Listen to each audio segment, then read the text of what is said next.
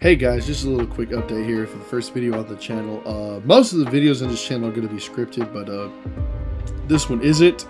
Kind of just came up with this over the course of the day. Kind of went over it as I was coming home from work. Really wanted to get this one up before I went on my trip. I said I was going to the Alabama Eastern Illinois game.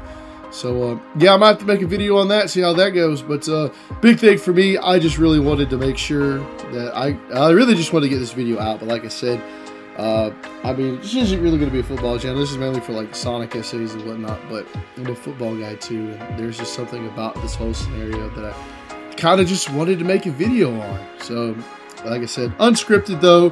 Most of the videos will be scripted going forward, but yeah, so enjoy the video. Hopefully it's not too much of a mess, and yeah, enjoy. College football, we love it.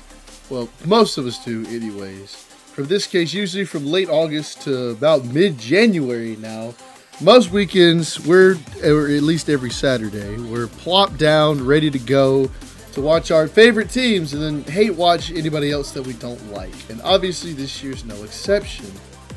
It doesn't matter where you live, whether it's in the southeast, the northwest, or anywhere out west, more chances than not, anytime you go out in the public to like a grocery store somewhere, you're going to find some more or less people repping their team on that day.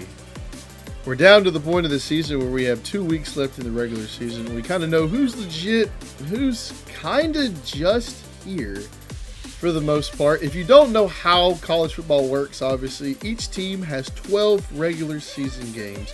We have a thing called the College Football Playoff, which has a committee of 12 people decide basically who gets to play for a national championship. They all meet up in a room basically the first week of November for a whole month until December after conference championship week and decide who will get to play for a national championship. Started out at 4 teams, but this is now the second year of the existence of the CFP pretty much. You know, I'm assuming that if you're watching this video, you kind of know how the college football playoff goes, but if not, I'll explain it pretty quick. So basically how this goes is that it's a 12-team setup. The top 4 teams get a first-round bye, meaning they don't have to play in the first round, just in case you didn't know what a bye week was. In the first year of the 12-team playoff, it was originally set that the top 4 conference champions would get a first-round bye. Basically, the 5th lowest ranked conference champion would basically barely get in and get the 12 seed. You would kind of think they would get the 5, but I don't get paid enough to do this. I don't get paid at all for this. And then the rest of them were at-large spots where they kind of just fill in. However, though, obviously, due to the fact of some controversy, we all know it was because Boise State got a 3 seed that they decided to change it in the second year. Instead of it just being automatically awarded to conference champions, it's now straight seeding, which means you can get a first round bye and not win your conference championship. There are 10 total conferences to note, with 4 of them being considered power conferences, and the other 6, well, they're kind of just there. Your power conference, you have the SEC, the Big 10, the Big 12, and the ACC, and then you have your what's called the Group of 6, and the Pac-12, Conference USA, American, Mountain West, Sun Belt, and the MAC. And you've also got Notre Dame and the other independents that don't belong to a conference, though. You know, Notre Dame really likes to play teams for the Big Ten and the ACC. But we're not here to talk about Notre Dame. We're not even here to talk about the other 9 conferences. We're not even here to talk about the playoff. We're here to talk about something in particular, the SEC. And most importantly, its championship race. Conferences used to be split up in divisions, but now, since there's been a little thing called conference realignment, those don't exist anymore, and now it's pretty much just a straight seeding. The top 2 teams in the conference, whenever the regular season is over, will play in their conference championship game. And really, that's kind of been adapted everywhere, figuring that most conferences now have at least 16 teams. Except for the Pac-12, who have at least, 8 people now, and now they just assume that they get to be a Power 5 conference again? Bring the Power 5 back? We'll see.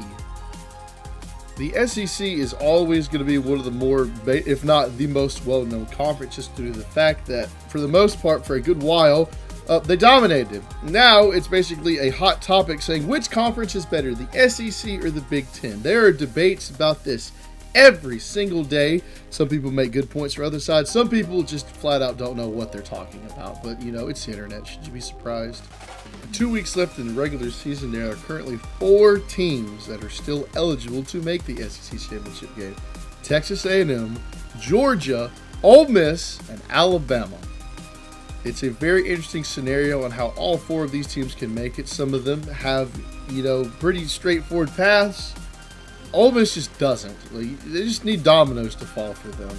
But first things first, before we really dive into what kind of makes this thing interesting, even though it's really not, it's just something that happens every year, we need to figure out how 4 of these teams all got here, starting with Texas A&M. Texas A&M has been a member of the SEC since 2012, moving over to Missouri from the Big 12. For the most part, their entire time here in the SEC, they've been fairly successful, though they haven't actually won anything. They've kind of just been there. Obviously, the big thing is, if you know anything about Texas A&M, the big meme about them is how they go 8-4 every year. For a good little while, that's exactly right. That's all they did was go 8-4.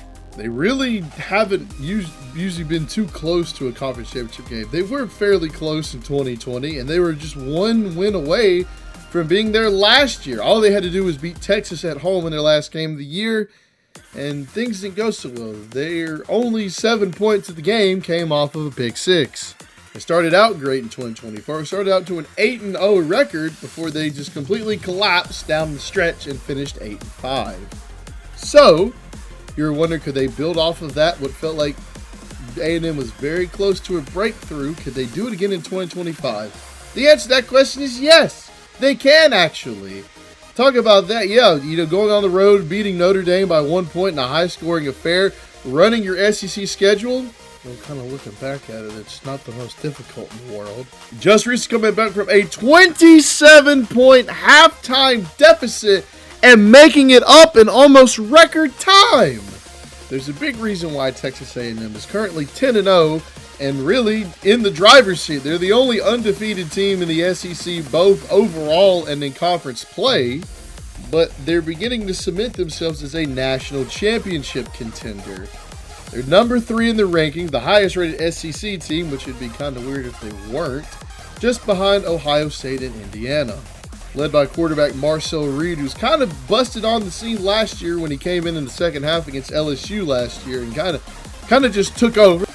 The big reason why their former starter, Connor Wigman, transferred to Houston, which isn't having too terrible of a season themselves. But it also probably helps that, you know, he's got possibly one of, if not the most dynamic wide receiver duo to throw at in North Carolina State transfer receiver Casey Concepcion and Mississippi State transfer Mario Craver. These two have been dynamic. And like I said, one of, if not the most electric wide receiver duo in college football in 2025. Of course, it's not them either. It's also the fact that, you know, they've got some pretty good running backs on their roster, as well as they've got a defense that can really get home with the quarterback, mainly led by Cassius Howell. And they've got some pretty good studs in the secondary, too. I know who you are, Desiree. We ain't forgot about you. Yes, this A&M team isn't a fluke like some of them in the previous years have. Mike Elko has done a good job. He was originally here as defensive coordinator in Jimbo Fisher, but left, got a head coaching job at Duke for 2 years. Jimbo got fired and got paid at this current moment in time the biggest buyout in college football history. Comes back to A&M and has done more in a year and a half than Jimbo ever did here. And he deserves all of the credit in the world for that. Even if things don't work out for A&M this year, this program has got a bright future ahead. I think they're on the track to be able to finally break out of that 8-4 mold and be able to be significant contenders going forward. Plus, they've got a pretty damn good recruiting class coming in too. Next up on our list is the Georgia Bulldogs, a team that everybody looks at as the new standard in college football. Unless you're an Alabama fan, you will never admit that. Under Kirby Smart, Georgia has basically become the team to beat. Ever since he got there at 2016, he's pretty much dominated. He's won 2 national championships. He's now trying to reach the SEC championship game for a 5th consecutive year. And basically, it's just coming a running joke that somehow Georgia's probably going to get in. So don't be surprised if we come back to this and we say that Georgia made it to the SEC championship game. That shouldn't shock anybody. 2025 rendition of Georgia is a little different. Obviously, over the last couple of years, we've come to know Georgia to be a dominating force that can go toe-to-toe with anybody, and are usually considered the team to beat. 2024 kind of saw some kinks in the armor a little bit. The defense was good, but it wasn't to the elite standard that the 2021 and the 2022 championship teams saw. Carson Beck was back from basically almost a Heisman-worthy candidacy in 2023. And yeah, his 2024 didn't go well. All of a sudden, when he was able to protect the ball, he just couldn't for some reason. It was very weird. Very, very, very weird. But despite all of that, and despite that's the first time Georgia's lost 2 games in a regular season in quite a while, they still made it to the SEC championship game. They had things fall in their favor, where they defeated Texas for a second time that year in overtime. They did lose Carson Beck basically for the rest of the year after he hurt his arm, and then Gunnar Stockton, which remember that name, we'll get back to in just a second, had to come in and play for him, as well as start Georgia's playoff game. Since they won the SEC, they were gifted the 2 seed and made the playoffs and had to play Notre Dame, where they got beat. Stockton played. He didn't do too terrible, but it wasn't enough, as Notre Dame beat them 23-10, as they would eventually go on and make it all the way to the national championship game, and they would lose to Ohio State. Georgia came into this season ranked number 5, and for most people was the popular pick to win the SEC alongside Texas and Alabama too. The offense was going to be very interesting. Georgia always has a great stable of running backs. This year is no different. The receiving room had been revamped with a bunch of transfers, mainly led by Zachariah Branch. They still had London Humphreys from Vanderbilt.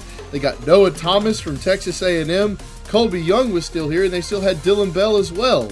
The defense was, they kind of expect a little bit of bumps in a very young secondary. Of course, they came out the gate, had their 2 easy games, which they kind of didn't look all that great in, and then they had to play Tennessee in their conference opener.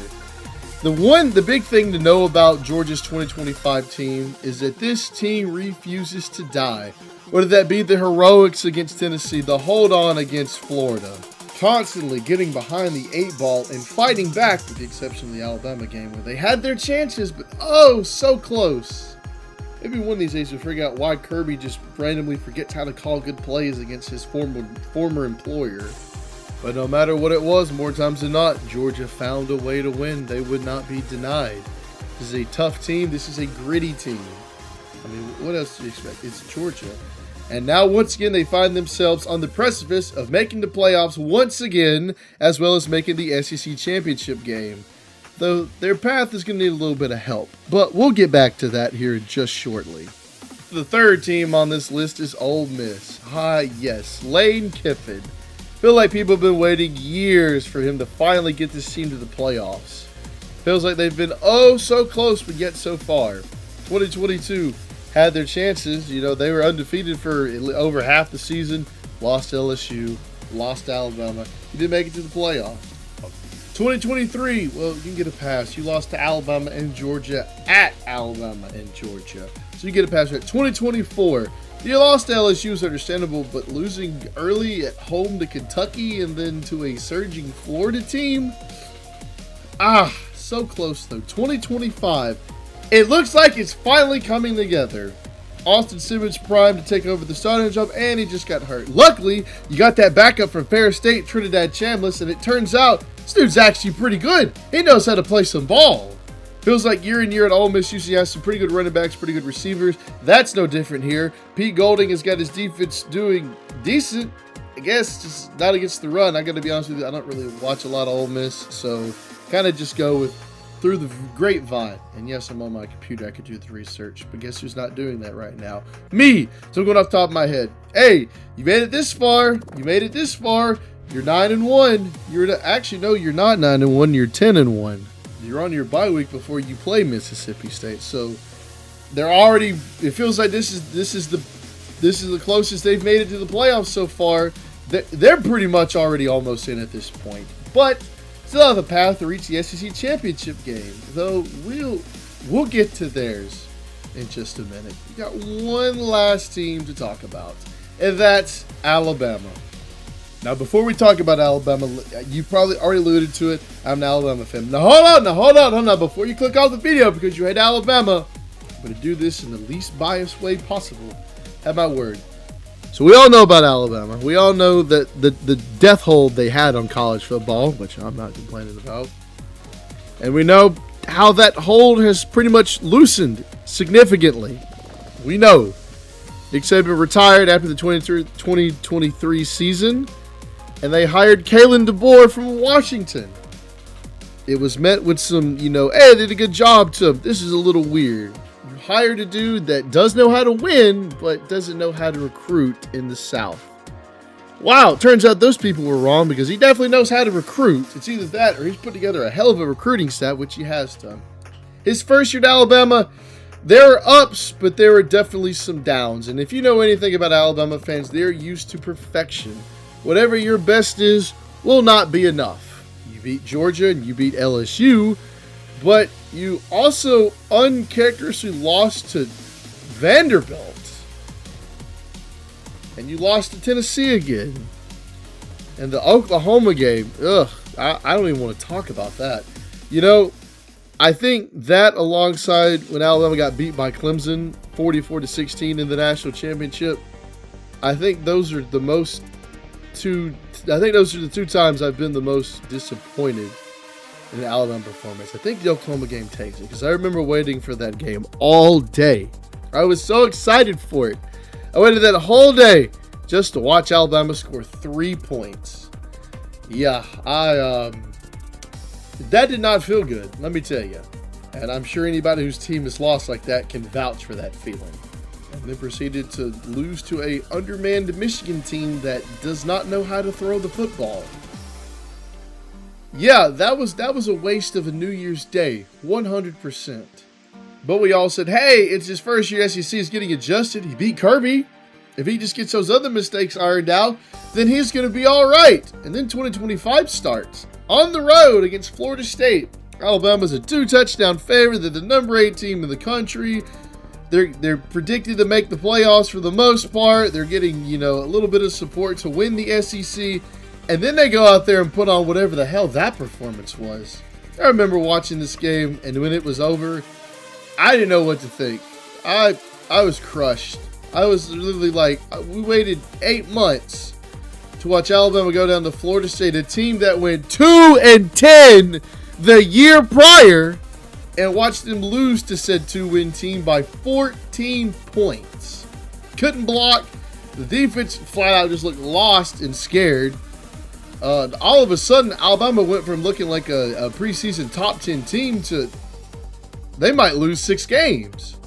Of course, it feels like one thing. Anytime any bad thing happens with Alabama, the media just immediately wants to jump. Alabama's dead. The giant is dead. They're no more. They're going to suck. They're going to join the rest of college football. Well, they kind of have. Look, the dynasty is over. The dynasty has been over. There's no denying that. But it does get kind of annoying when you're Alabama fan just automatically assume that you're just dead. Turns out, in fact, that Alabama was not dead, because it turns out after week 1 when people said Ty Simpson was ass, turns out he's actually not ass. He's pretty good. And so is Alabama, because they randomly just had one bad week, and they just, after that, locked in.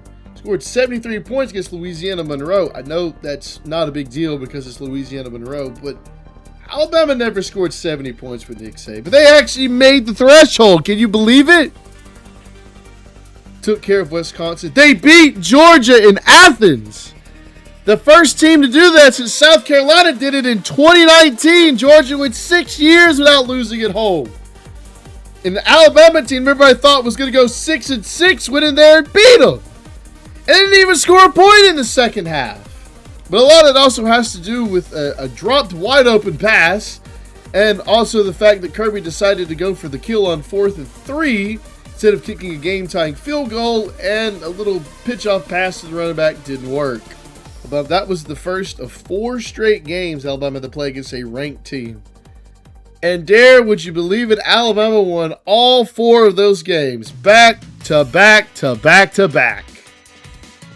And then they went on the road to South Carolina and barely won that game. I don't know what it is about DeBoer and Alabama in general under him, where against any just, below average opponent on the road, they cannot seem to really get the concept of, hey, you're better than them. Go play like it. Instead of being down by 8 in the fourth quarter, having to go basically on a 5-minute drive to tie the game, which they did.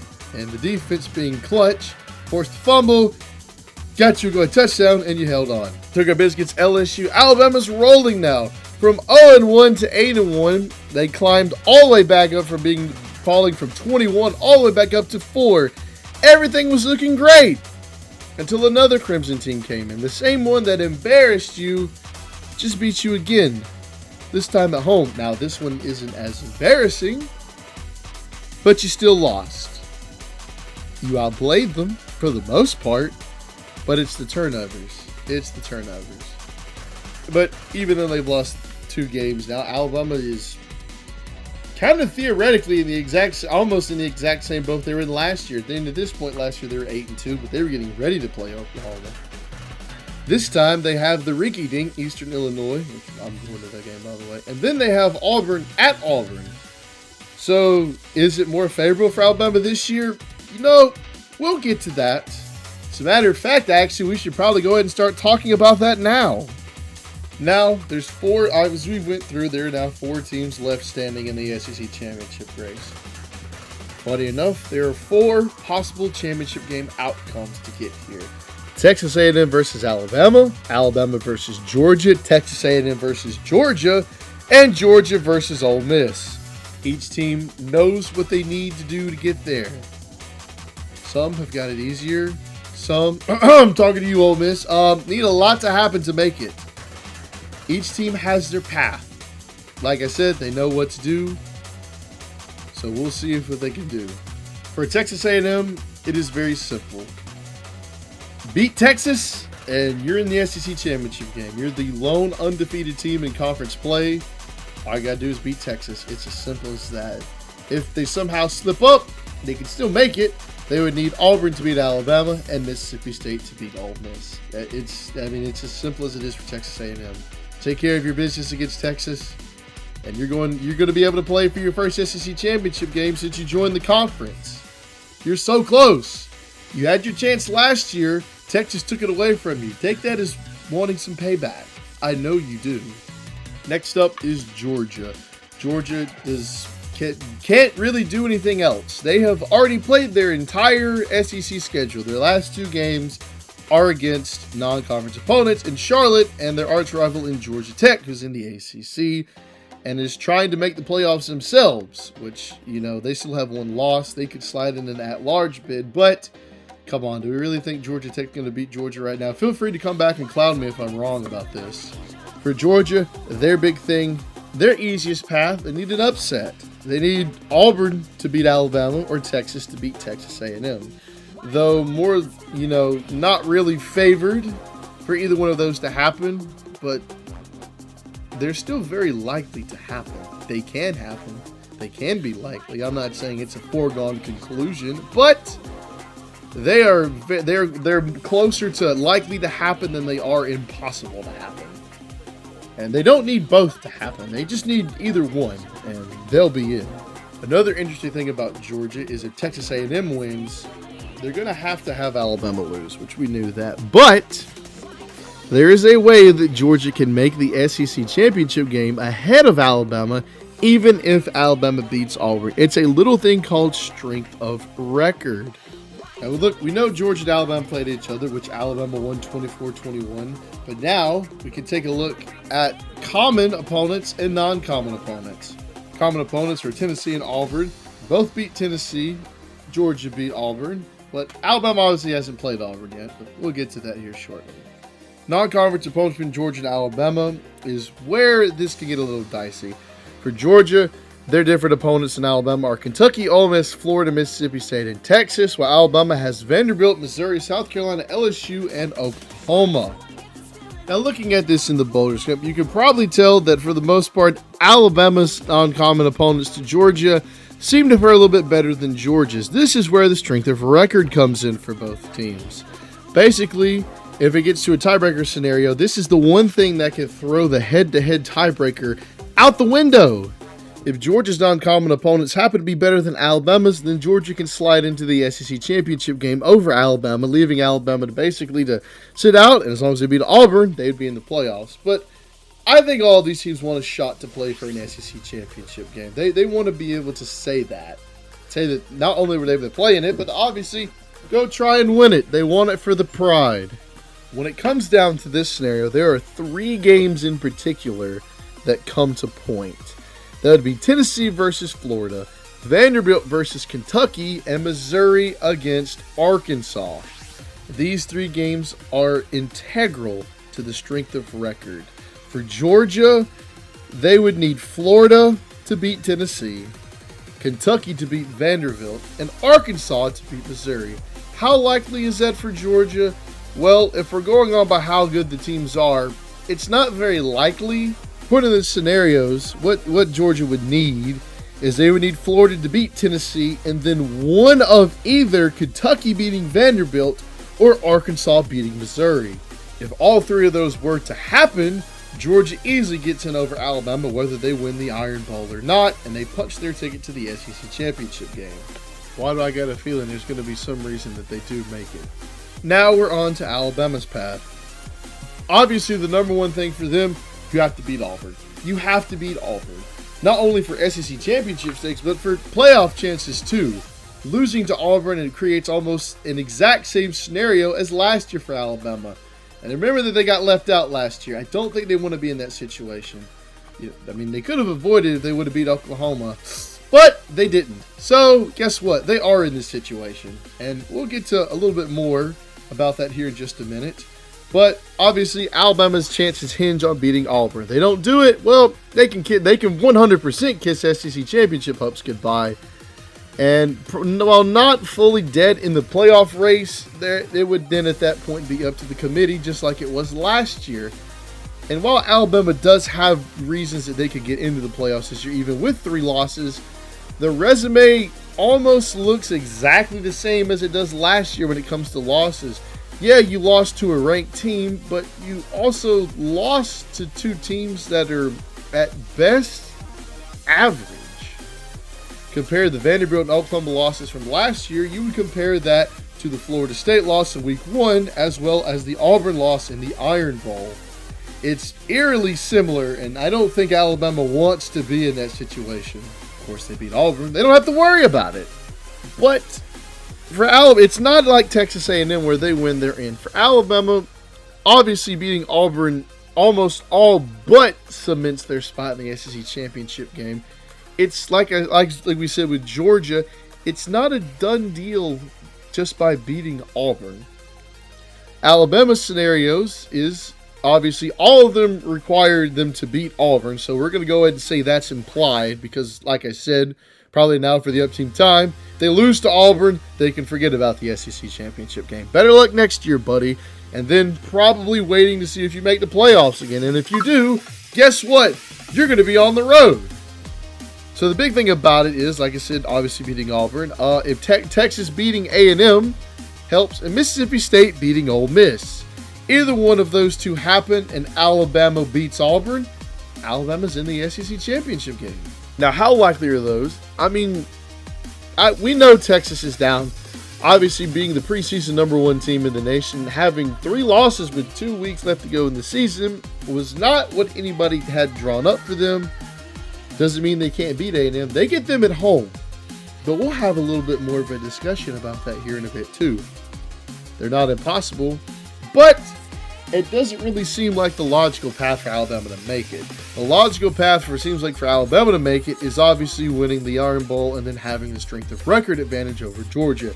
Like we pointed out just a second ago, 3 games to note: Tennessee against Florida, Kentucky versus Vanderbilt, and Missouri against Arkansas.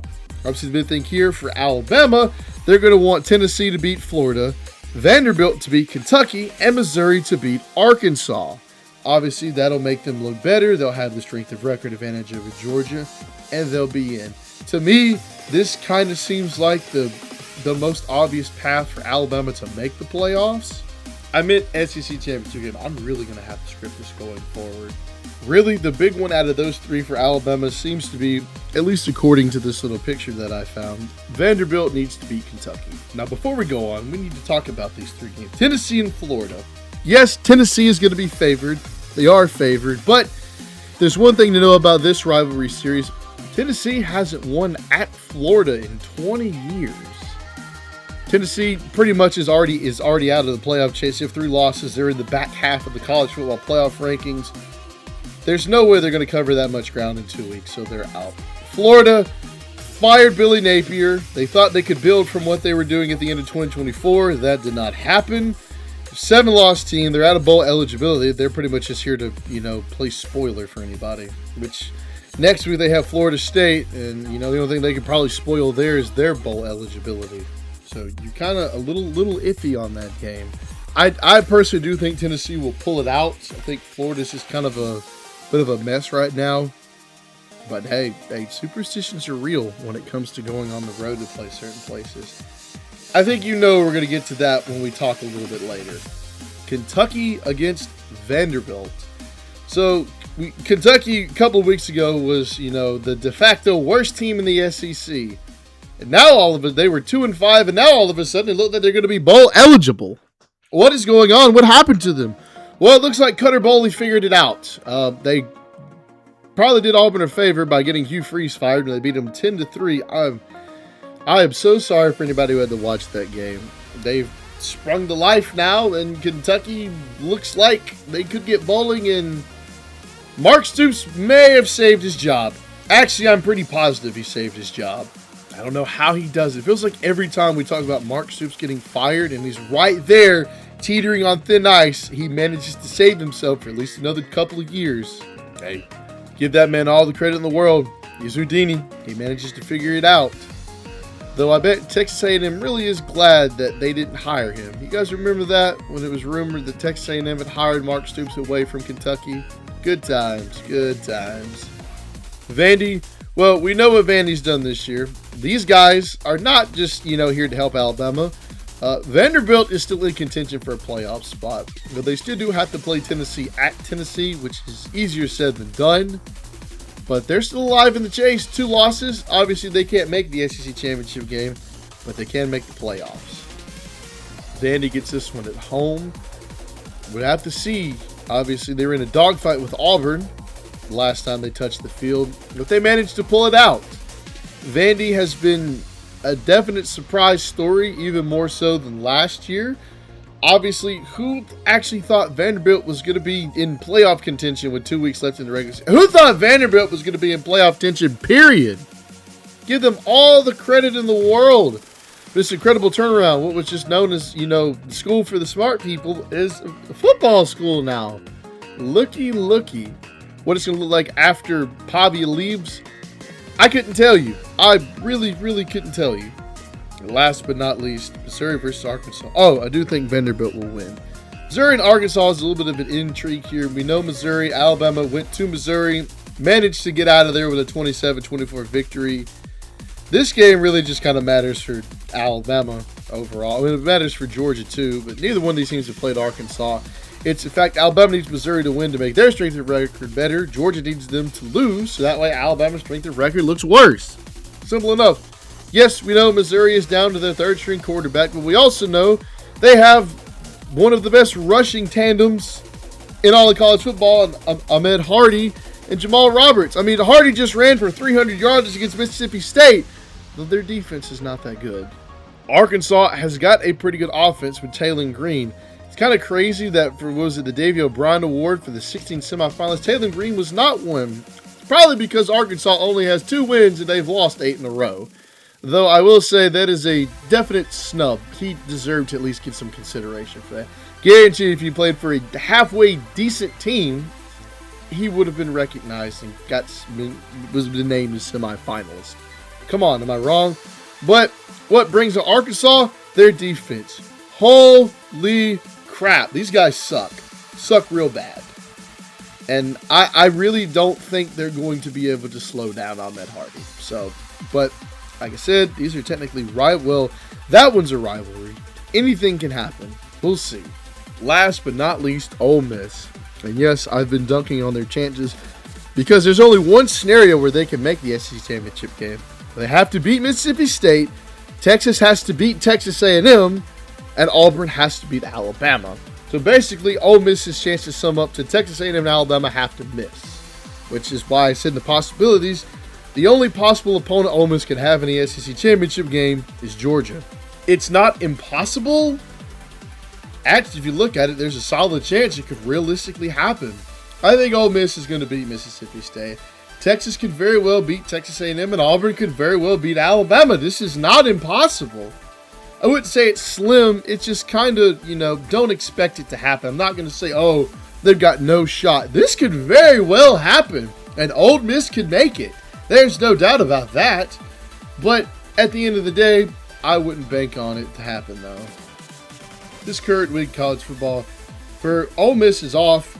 Texas A&M, Alabama, and Georgia don't play anybody, though it's not really going to matter for Georgia. Their conference schedule is done. They've done everything they can conference schedule-wise. Texas A&M has a 1-10 Samford team, which Kirk Herbstreit didn't even know who the hell that was when they brought it up during the LSU broadcast. South Carolina having a tough year. That's at home. Not sure who that one is. That would be Samford. Okay, whatever. We're now reaching the part of the video where I kind of give my opinions on what I think about the race. I don't know what it is about this, but there's just something about this that really made me want to dive a little bit deeper into this whole subject. I don't know why. So for this channel being the first video for it, even though it is mainly, still I've been sick for 2 weeks and still can't beat it. This is supposed to be like a Sonic video essay channel, and I'm coming out here with a college football video? What a curveball, but I love it. Oh yes, the week that usually matters to everybody, rivalry week. Obviously, all 4 teams will be in action, though the intrigue about it is 3 of these 4 teams are in action on Friday. Now, we know Georgia is completely irrelevant at this point to the situation of the clinching scenarios. It's out of their hands. They're just pretty much in wait-and-see mode while they take on their arch-rival Georgia Tech as they go from Athens to Atlanta. Stated, Texas A&M will more than likely, barring a monumental upset that would definitely surpass Appalachian State beating Michigan in 2007 against Samford, have to take on Texas. Ole Miss in the Egg Bowl against Mississippi State. And then on Saturday, I don't know why I said it like that, Alabama and Auburn in the Iron Bowl, one of the biggest games of the year. My honest opinion, definitely totally not biased, the greatest rivalry in college football. Heard it here first. You hate for it? I don't care. One thing I definitely didn't note before seeing this, all 4 of our contenders for the SEC championship game are on the road. Ole Miss on the road in Starkville. Georgia on the road in Atlanta, though like I said, not relevant to the clinching scenarios. Texas A&M on the road in Austin. Alabama on the road at Auburn. For Ole Miss, pretty much play your game, do your job, then at that point, it's just wait and see. Georgia, like I said, your big thing comes down to Alabama, so you'll have to wait an entire day to see what happens. At least we think. Texas A&M, well, you apparently looks like you have the toughest test out of all of them here. You're going up against, well, I don't know. The rankings haven't come out yet, but it'll probably be somewhere between 15 and 20 will be Texas will be on the road and a hostile environment. Just because Texas has been disappointing doesn't mean they can't beat Texas A&M. They absolutely can. And if that happens, then Georgia knows, then they'll know if they're playing next weekend or not. It's simple for A&M. Win, and you're in. You have the easiest clinching scenario there is. Win, and your ticket to the SEC championship game is punched. Technically, Georgia has what I think the second easiest clinching scenario. Yours is, hey, you need Texas A&M to lose or Alabama to lose, and you're in. And both of those are definitely well, I keep saying like I expect them to lose. Not. Both of them have a very solid chance of happening. There, let's go with that. And then last but not least, the Iron Bowl. Alabama versus Auburn. This is actually the last regular season SEC conference matchup of the 2025 season. During the regular season, for the most part, the SEC would have 3 games going on at night. They would have the big primetime spot at 6:30 on ABC. Usually have a 6 or 7 o'clock game on ESPN, and then they have you know, the one SEC matchup nobody really gives a damn about on the SEC network. Usually like Arkansas or some shit like that. But not this time. Alabama and Auburn gets the primetime slot all to themselves. Everybody that actually gives a shit about it will be watching. Georgia will be watching. Texas A&M will be watching. Ole Miss might be watching. We don't know. It just depends. But for the most part, people will be watching. If you care about the SEC, they will be watching this. All eyes will be on the Iron Bowl. I think to mention, I guess we'll talk about for each team how necessarily they're going to go about their business and what they're going to do to win. Ole Miss, I don't think Mississippi State's defense is going to be able to stop them. The Egg Bowl is a very big rivalry. I think it's underrated. I don't really think a lot of people talk about it. I don't expect Ole Miss to get tripped up here. Georgia Tech. This is a rivalry that runs deep. Like I said, SEC championship-wise, this game has no meaning. So we're not going to talk about it, though I do have respect for this rivalry. Clean, old-fashioned hate.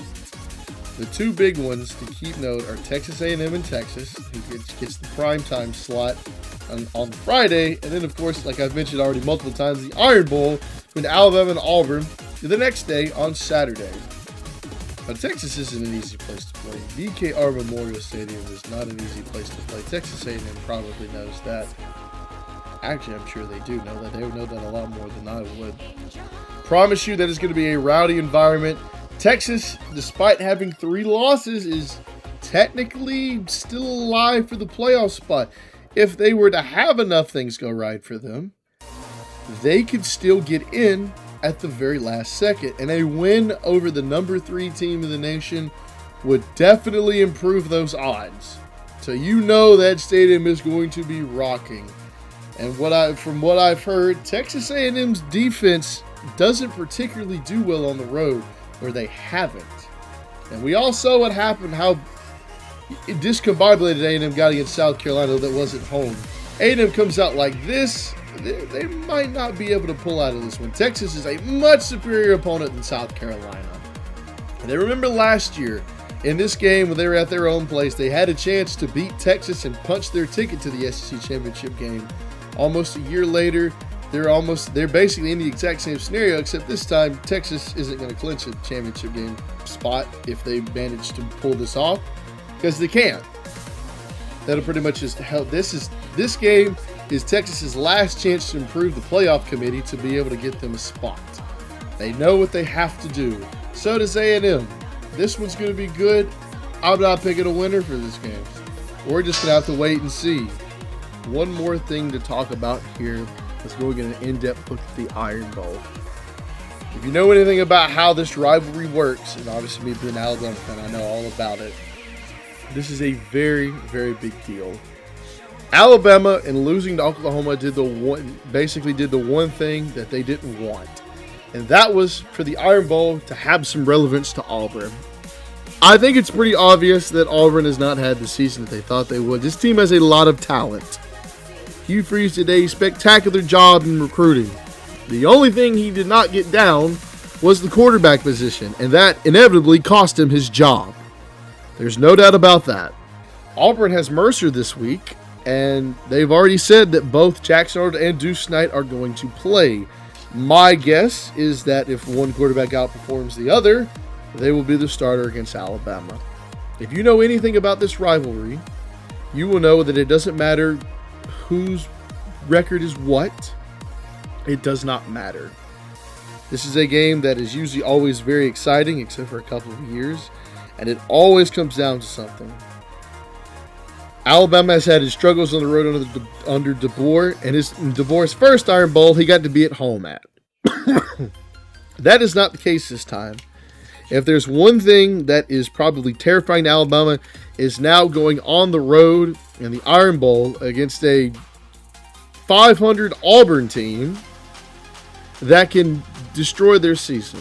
People act like it's a big deal. This is nothing new for Alabama. There's been a bunch of times that they have went into Auburn basically on a must-win situation. Even in the 14 playoffs, more times than not, Alabama had one loss coming into the game and another one causing them to miss the playoffs. Hey, that happened in 2019, remember? 2013, Alabama tried to win 3 straight national championships. The kick 6 happened. This isn't anything new for Alabama. It's just new for DeBoer and his staff, and we don't know how they're going to handle it. We thought Alabama had solved their road problems against Georgia, but at the same time, DeBoer usually is the big game guy, so he handled Georgia. South Carolina was a little different. Alabama looked exactly how they did last year on the road. They didn't look good. The only problem is this time, this team has more result than it did last year, so they won. Alabama plays, the Alabama-South Carolina game happened this year, happens in 2024. Alabama doesn't win that game with that team. They do not, and we all know that. This is a nightmare scenario for Alabama. Auburn will be playing for bowl eligibility, to play spoiler, to ruin their arch rivals' playoff hopes. And, well, really, that's it. They have something to play for to ruin Alabama's season, as well as DJ Durkin probably being his big thing to get this job. I said this when Cadillac Williams was the interim coach in 2022. I said if he beat Alabama, he needs to get the job. And I say the same thing here to DJ Durkin. Why is it the first game after Hugh Freeze was fired, which was against Vanderbilt, Auburn's offense, which was so bad despite having such good weapons, came to life? But then the defense kind of neglected, which Auburn has had a fantastic defense this year. And that's because of Durkin. He was the defensive coordinator before he became the interim coach. What version of Auburn is Alabama going to see? Are they going to see the one where the offense is competent and the defense is lights out? That's one Alabama doesn't want to see. Or are they going to see the version of Auburn where the defense is good, but the offense is still anemic as possible? Florida State and Oklahoma have shown teams how to beat Alabama. And that is pretty much just, you have to pressure Ty Simpson. If you can do that, you have a very strong opportunity of winning. Alabama is a one-dimensional offense, no matter how you look at it. Their pass game is really good when it's clicking. Ty Simpson has turned out to be a very good quarterback. He does have very good weapons. He has Ryan Williams, despite him having an inconsistent season. He has his moments where he shows up, but then he also has his moments where it looks like he doesn't know how to play football. You have Jeremy Bernard, who is, I don't care what anybody says, is Alabama's true wide receiver 1. He's been the reliable target. He's been Ty Simpson's really safety blanket besides Josh Cuevas, their tight end, who also is really good. And then you have Isaiah Horton. Kind of feel like you've really seen him a whole lot this last little bit, but he's there. Alabama's got a good stable of running backs. It's just the run game just cannot click at all. And if you're not going to figure it out with 2 games left to go in the regular season, you're not going to figure it out at all. Hate to break it to you, but that's just the truth. The one thing I think that will help out Alabama, or at least I think so in this game, is their defense. This defense has come a long way since getting thrashed week 1 against Florida State. The defense has rounded into the strength of the team. The defense is a big reason why really probably Alabama, didn't have to panic further against LSU. They're a big reason why Alabama beat Georgia. They're a big reason why Alabama beat Vanderbilt. And they're a big reason why they beat Missouri. And they're definitely a big reason, probably the reason they beat South Carolina. And they're a big reason why Alabama was still in the game against Oklahoma. Remember, Alabama turned the ball over 3 times against Oklahoma. That's what ultimately cost them the game. The defense, they did their job. Now, they did give up a touchdown, but think about this. Alabama spotted Oklahoma 17 points off of a pick 6. That's 7 points. Ty Simpson basically sack fumble, which he lost the ball, cost him 3 points. And then after... Actually, I can't even remember Ryan Williams fumble, which, by the way, that one, Mateer did turn into a touchdown on a run. 17 points. Take away those turnovers, Oklahoma scores 6 points. Alabama's got that one in the bag. Think about it. And I'm not making excuses. It's called Alabama outplayed Oklahoma everywhere except in the turnover department. They had a chance to win it at the end. They didn't do it. They folded. Because of that loss, now the sky is falling for Alabama's dead again. No, how are they dead? Yeah, they have 2 losses now. Their margin of error is gone, but how are they dead? They're not dead. They're very much alive as they were before they lost. It's not, the margin of error is gone now. You can't lose again. Well, this is what I personally think. I think if Alabama beats Auburn, making the SEC championship game, if they don't make it, they're definitely in. They can't lose again, so they can't get knocked out. I even think if Alabama makes the SEC championship game, as long as they don't get blown out by whoever they play, I still think they can get in with 3 losses. Now, I could be wrong. That's really, to me, that's the big reason why Alabama didn't make it in over SMU last year. The committee was not going to punish SMU for losing on a walk-off field goal in the conference championship game, while Alabama has 3 losses, sat at home, and just watched. There was no way that was going to happen. I still think the committee made the right decision. But real Alabama fans know how scary Jordan-Hare Stadium is, especially now being a night game as well. This is the worst thing Alabama could have asked for. It's the first night game Iron Bowl since 2014, which was in Tuscaloosa, which turned out to be the highest scoring Iron Bowl in this rivalry's history. Alabama won that game 55-44. They were down by like 12 points and managed to make the comeback. The last time Alabama really cleanly won in Jordan-Hare was 2015, which was 10 years ago. They lost in 2017. They lost in 2019. Had to have a Heisman caliber drive from Bryce Young in 2021, and then won on a miracle play from Jalen Milroe the last time they were here. In another universe, Alabama's on a 4-game losing streak coming into this stadium. Can you believe that? This is a place that gave Saban trouble. What makes you think DeBoer is about to walk in there and just be like, yeah, okay, we're going to beat Auburn by 3 touchdowns? That's not going to happen. If you want me to be completely honest with you, I think it's more likely that Alabama loses by 2 touchdowns than it is that they win by 2 touchdowns. And I don't mean that in a bad way. I don't think Alabama's going to lose. Personally, if I was to pick this game, no bias, I think Alabama pulls out a very close game. You want me to make my prediction for Texas A&M and Texas? There, I said it. A&M's going to pull it out. But that's my pick. It's just not how. This is not Kalen DeBoer's MO. He does not win blowouts. He wins tightly contested games. That's his big thing, how it was at Washington when they went to the national championship 2 years ago. All of their games were close. They didn't win in blowouts. They had tightly contested games. It always came down to the very end. And they won every close game they played. They were in a bit of a battle with Michigan, but Michigan pulled away. That's kind of been the case this year. Alabama's been in a lot of close games. Their big wins, probably with the exception of Tennessee, have been relatively close. The LSU game was a 1-score game into the 4th quarter. Alabama was in a tightly contested game with Oklahoma. It just so happens at this time, they couldn't pull themselves out of it because they made too many mistakes. This isn't going to be any different. I'm intrigued to see how it goes, but I think Alabama can pull it out, but I wouldn't be shocked if they lost it. And that would, losing this game, Alabama misses out on the SEC championship, misses the playoffs.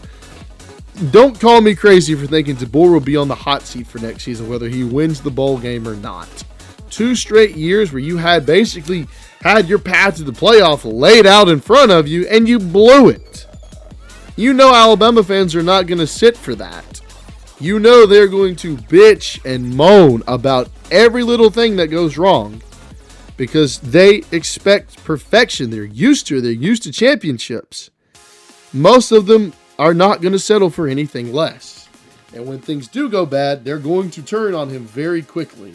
There's a reason why Alabama fans also call Jordan-Hare Stadium the Indian Burial Ground, because weird stuff happens in that stadium when Alabama's in there. What's the weird thing that's going to happen this year? I don't know. We're just going to have to wait and see. And really, to be realistically honest with you, I can't wait. Well, it's now actually the next week because I definitely didn't get this uploaded before I left. So we're on the rivalry week now. A&M obviously made quick work of Sanford.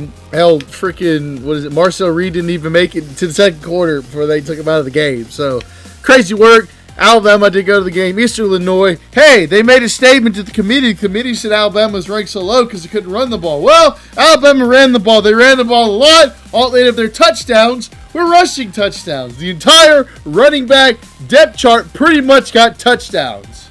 But why does Ty Simpson look sus? What happened? What is happening to him? Georgia took care of business. Charlotte, people are going to say, you only scored 35 points. That's a little weird. Ole Miss, well, they were off. Just thought I'd have to throw that in the video there since it's pretty much been, a week. So, yeah, now it's on to the big guns.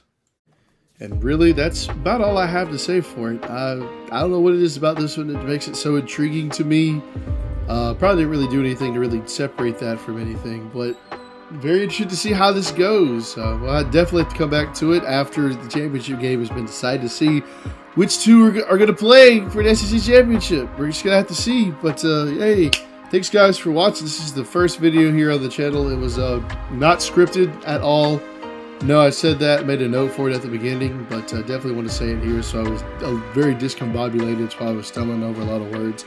No script, off the top of my head. I really wanted to get this done before I left for my trip. So that was my plan.